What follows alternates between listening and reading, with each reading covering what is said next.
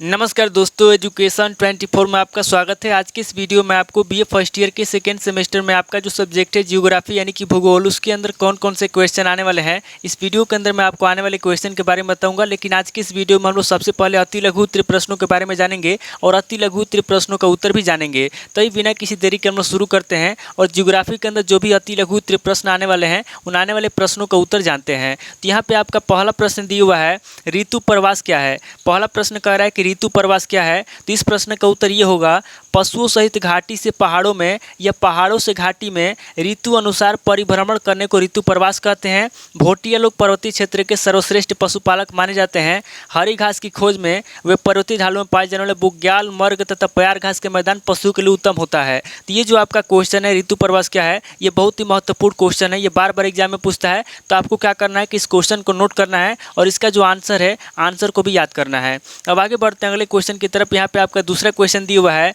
निर्वहन कृषि क्या है। दूसरा क्वेश्चन कह रहा है कि निर्वहन कृषि क्या है। तो निर्वहन कृषि कृषि करने का प्रमुख प्रकार है।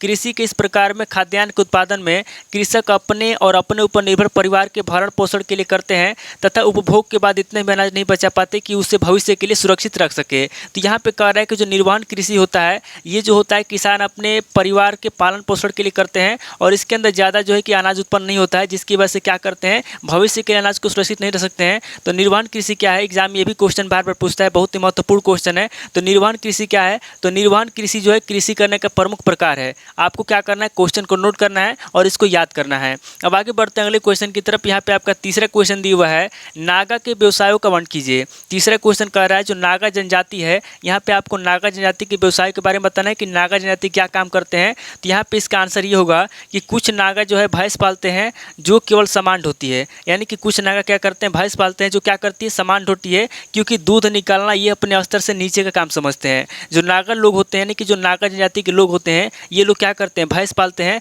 लेकिन किस लिए पालते हैं, भैंस केवल सामान ढोने के लिए पालते हैं। क्योंकि ये जो है दूध निकालना अपने स्तर से नीचे काम समझते हैं। इनका मुख्य व्यवसाय शिकार करना है। जो नागा लोग होते हैं, नागा जनजाति के लोग होते हैं, उनका मुख्य व्यवसाय क्या है, उनका मुख्य व्यवसाय शिकार करना है। मैदानी नागाओं को कृषि एवं अन्य सभ्य कार्य जीवन निर्वाह के लिए आसानी से मिल जाते हैं। नागा क्षेत्र में कुछ अनाज और फलों की खेती का ध्यान सभ्य जातियों के संपर्क में आने से हुआ है। सरकार के प्रयास से इनका ध्यान अब कृषि को आकर्षित हुआ है। तो जो नागा जाति के लोग होते हैं, नागा जो होते हैं भैंस पालते हैं जो केवल सामान ढोती है। क्योंकि ये दूध नहीं निकाल पाते हैं, ये दूध निकालना क्या समझते हैं, अपने स्तर से नीचे काम समझते हैं। इनका मुख्य व्यवसाय क्या है, इनका मुख्य व्यवसाय शिकार करना है। इसको याद रखिएगा। तो ये क्वेश्चन भी बहुत ही इंपॉर्टेंट है। आपको क्या करना है, क्वेश्चन को नोट करना है और ये जो मैंने आपको आंसर बताया इसको भी याद करना है। अब आगे बढ़ते हैं अगले क्वेश्चन की तरफ। यहाँ पे आपका चौथा क्वेश्चन दिया हुआ है, थारू जाति की सामाजिक संरचना के बारे में बताइए। चौथा क्वेश्चन कह रहा है जो थारू जनजाति है, यहाँ पे आपको थारू जाति की सामाजिक संरचना के बारे में बताना है। तो इस क्वेश्चन का आंसर ये होगा कि जो थारू जाति होती है, थारू जाति की दो विशेष वर्णों में बटी होती है। पहला उच्च वर्ण और दूसरा होता है निम्न वर्ण। यानी कि जो थारू जाति है, थारू जाति दो वर्णों में बटी हुई है, एक है उच्च वर्ण और दूसरा है निम्न वर्ण। तो यहाँ पे कह रहा है कि जो उच्च वर्ण होता है, उच्च वर्ण में खूका, राजिया, सांसा, जागिया और हांगर लोग हैं। ये लोग अपने वर्ण में विवाह कर सकते हैं। इनका जो गोत्र होता है, इनका गोत्र किसी पूर्वज या संत के पुरुष के नाम से चलता है।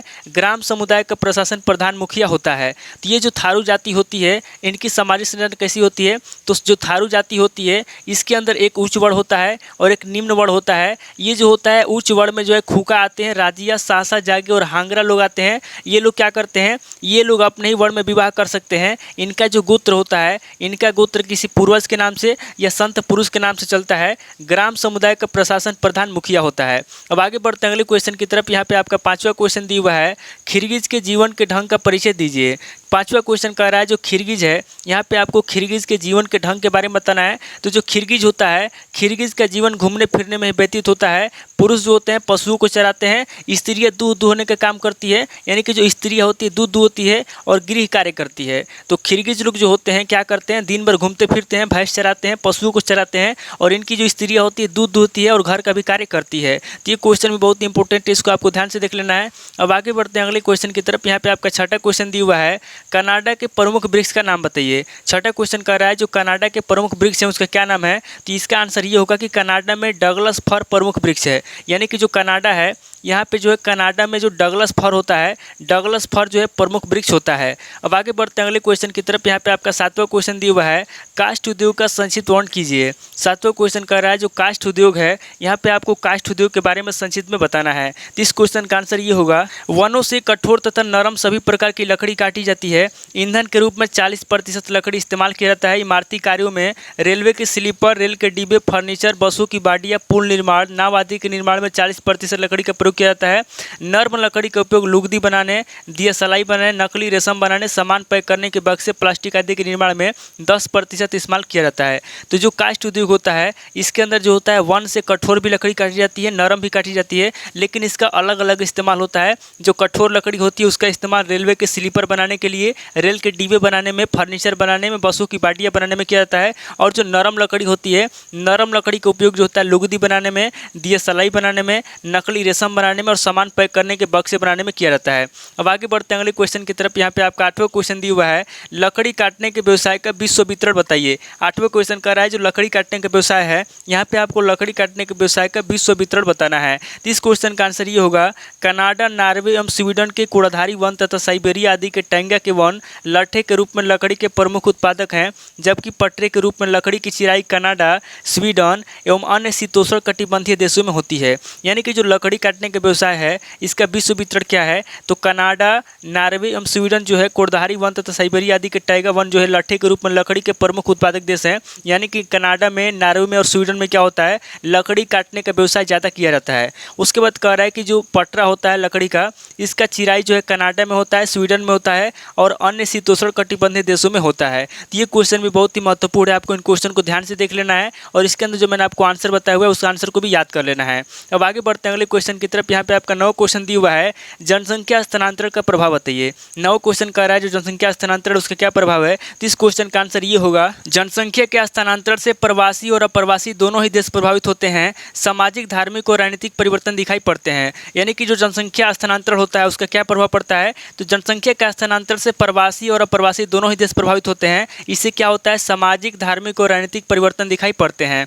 अब आगे बढ़ते हैं अगले क्वेश्चन की तरफ। यहाँ पे आपका 10वां क्वेश्चन दिया हुआ है, जनसंख्या विस्फोट पर टिप्पणी लिखिए। 10वां क्वेश्चन कह रहा है जो जनसंख्या विस्फोट है, यहाँ पे आपको जनसंख्या विस्फोट पर टिप्पणी लिखना है। तो इस प्रश्न का उत्तर ये होगा कि जब किसी देश की जनसंख्या की मृत्यु दर में कमी होती है, बाल मृत्यु दर में कमी होती है, लेकिन जन्म दर और जीवन प्रत्याशा में वृद्धि होती है, तो इन सबके संयुक्त प्रभाव के कारण जनसंख्या बहुत तेजी से वृद्धि होती है। इस स्थिति को जनसंख्या विस्फोट कहा जाता है। यानी कि जब किसी देश में जन्म बहुत ज़्यादा होता है, मृत्यु बहुत कम होती है, तो वहाँ पर जनसंख्या बहुत तेजी से बढ़ती है। तो बढ़ती हुई जनसंख्या को क्या कहते हैं, बढ़ती हुई जनसंख्या को हम लोग क्या कहते हैं, बढ़ती हुई जनसंख्या को कहते हैं जनसंख्या विस्फोट। तो याद रखिएगा ये क्वेश्चन बहुत ही महत्वपूर्ण एग्जाम में कई बार पूछा जा चुका है, इसलिए आपको क्या करना है कि इस क्वेश्चन को ध्यान से पढ़ना है, क्वेश्चन को नोट करना है और इसका जो मैंने आंसर बताया आपको आंसर को याद करना है। अब आगे बढ़ते हैं अगले क्वेश्चन की तरफ। यहाँ पे आपको 11वां क्वेश्चन दिया हुआ है, प्राथमिक व्यवसाय किसे कहते हैं। 11वां क्वेश्चन कह रहा है कि प्राथमिक व्यवसाय किसे कहते हैं, तो भोजन एकत्रित करना, आखेट करना, आदिम ढंग का मछुआ कर्म करना, वन काटना, पशुचारण करना, आदिम प्रकार की कृषि करना,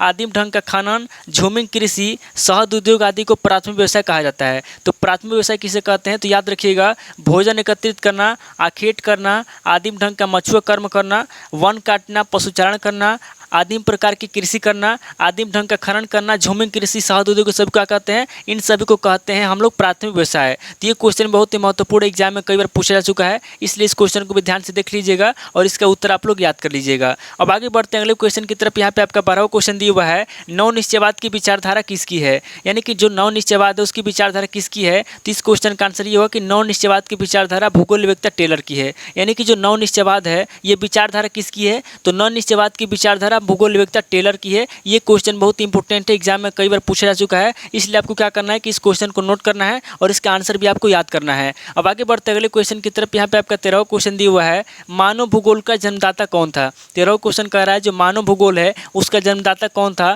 तो इस क्वेश्चन का आंसर ये होगा कि मानव भूगोल का जन्मदाता राइटजल था। मानव भूगोल का जन्मदाता कौन था, तो मानव भूगोल का जन्मदाता राइटजल था। ये क्वेश्चन बहुत इंपॉर्टेंट है, एग्जाम में कई बार पूछा जा चुका है, इसलिए आपको क्या करना है कि इस क्वेश्चन को नोट करना है और इसका आंसर आंसर भी आपको याद करना है। अब आगे बढ़ते अगले क्वेश्चन की तरफ। यहाँ पे आपका 14वां क्वेश्चन दिया हुआ है, मानवीय प्रतिक्रियाओं की विवेचना किन वर्गों में की गई है। 14वां क्वेश्चन कह रहा है जो मानवीय प्रतिक्रिया है उसकी विवेचना किन वर्गों में की गई है। तो इस प्रश्न का उत्तर ये होगा, मानव भूगोल की प्रतिक्रियाओं की विवेचना यानी कि मानवीय प्रतिक्रियाओं की विवेचना 4 वर्गों में की गई है, 4 प्रकार से की गई है। पहला है प्राथमिक आवश्यकताएं, दूसरा है मुख्य व्यवसाय, तीसरा है कार्यकुशलता और चौथा है उच्च आवश्यकताएं। तो ये चारों मैंने आपको जो बताया है, ये चारों क्या है, ये चारों आपका मानवीय प्रतिक्रियाओं की विवेचना है, जिसको 4 वर्गों में बांटा गया है। पहला है प्राथमिक आवश्यकताएं, दूसरा है मुख्य व्यवसाय, तीसरा है आपका कार्यकुशलता और चौथा है उच्च आवश्यकताएं। तो ये क्वेश्चन में बहुत ही महत्वपूर्ण है, एग्जाम में कई बार पूछा चुका है। तो इस क्वेश्चन को मैं नोट कर लीजिएगा और इसका उत्तर याद कर लीजिएगा। अब आगे बढ़ते अगले क्वेश्चन की तरफ। यहाँ पे आपका 15वां क्वेश्चन दिया हुआ है,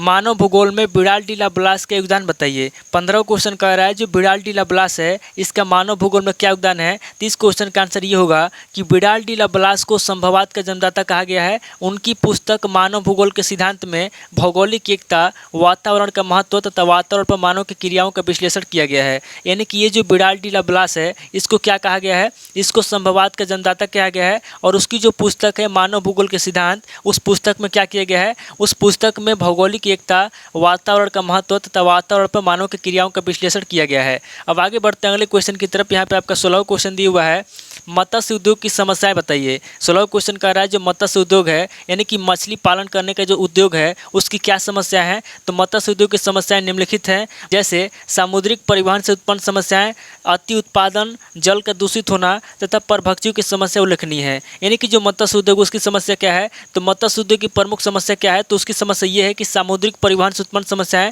यानी कि समुद्र में यात्रा करने के लिए परिवहन की कमी, उसके बाद अति उत्पादन, जल का दूषित होना, जल बहुत ही दूषित रहता है तथा परभक्षियों की समस्या रहती है। ये जो है मत्स्य उद्योग की प्रमुख समस्या है। अब आगे बढ़ते अगले क्वेश्चन की तरफ। यहाँ पे आपका 17वां क्वेश्चन दिया हुआ है, एस्किमो के निवास क्षेत्र के बारे में बताइए। 17वां क्वेश्चन कह रहा है जो एस्किमो है यहाँ पे आपको एस्किमो के निवास क्षेत्र के बारे में बताना है। तो इस क्वेश्चन का आंसर ये होगा कि एस्किमो ग्रीष्मकाल में चमड़े से बने तंबुओं में निवास करते हैं, जिसे 50 से 60 सील मछलियों के चमड़े को सील करके तैयार किया जाता है। इसे खंभों के बने ढांचे पे फैला दिया जाता है, इसे तुपिक कहते हैं। ये जो तंबू होता है उसको क्या बोलते हैं, उसको तुपिक बोलते हैं। वे तुपिक से भी अधिक गर्म निवास बनाते हैं, जिसकी दीवार में प्रस्तर की छतें चूने के पत्थर अथवा सिलेट की होती है।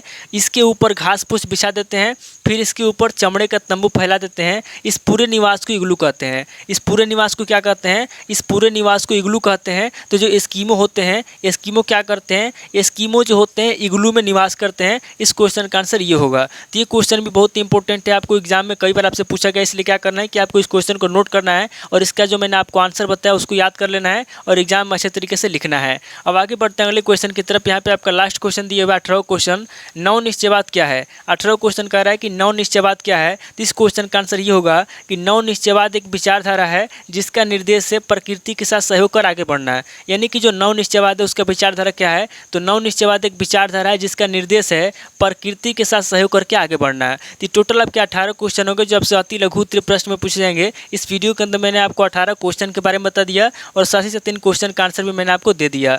तो आपको क्या करना है, इन सभी क्वेश्चन को नोट करना है, सभी क्वेश्चन का आंसर याद करना है और एग्जाम में अच्छे तरीके से लिखना है। तो इस वीडियो के अंदर मैंने आपको अति लघु उत्तरीय प्रश्न उत्तर के बारे में बता दिया। इसके अगले वाले वीडियो में आपको लघु उत्तरीय प्रश्न उत्तर के बारे में बताऊंगा और उसके नेक्स्ट वीडियो में आपको दीर्घ उत्तरीय प्रश्न उत्तर के बारे में बताऊंगा। तो अगर आपको ये वीडियो अच्छा लगा तो वीडियो को लाइक कीजिए, शेयर कीजिए।